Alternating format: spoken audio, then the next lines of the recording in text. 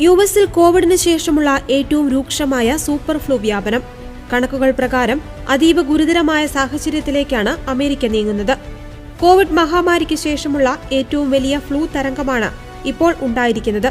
കുട്ടികളെയും കൌമാരക്കാരെയുമാണ് ഇത് ഏറ്റവും കൂടുതൽ ബാധിച്ചിരിക്കുന്നത്. ഇതുവരെ ഏകദേശം 1 കോടിയിലധികം ആളുകൾക്ക് ഫ്ലൂ ബാധിച്ചതായും 5000 പേർ മരിച്ചതായും US centre for disease control and prevention പുറത്തുവിട്ട കണക്കുകൾ വ്യക്തമാക്കുന്നു. പനി ബാധിച്ച് ആശുപത്രികളിൽ എത്തുന്നവരിൽ ഭൂരിഭാഗവും കുട്ടികളാണ്. 5 മുതൽ 17 വയസ്സ് വരെയുള്ളവരിൽ 20%, 4 വയസ്സിന് താഴെയുള്ളവരിൽ 18% ആശുപത്രി സന്ദർശനങ്ങൾ ഫ്ലൂ മൂലമാണ്. ഇതുവരെ 9 കുട്ടികൾ മരിച്ചതായും റിപ്പോർട്ടുണ്ട്.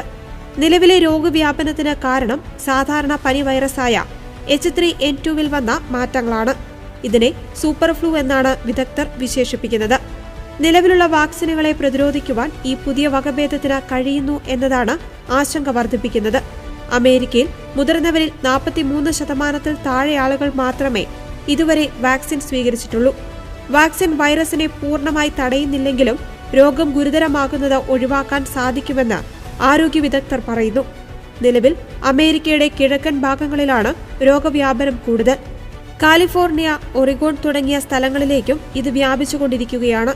മെയ് മാസം വരെ നീണ്ടു നിൽക്കുന്ന ഫ്ലൂ സീസൺ ഇപ്പോൾ അതിന്റെ പ്രാരംഭഘട്ടത്തിലാണെന്നും ഇനിയും കേസുകൾ വർദ്ധിക്കുവാൻ സാധ്യതയുണ്ടെന്നും വിദഗ്ധർ മുന്നറിയിപ്പ് നൽകുന്നു.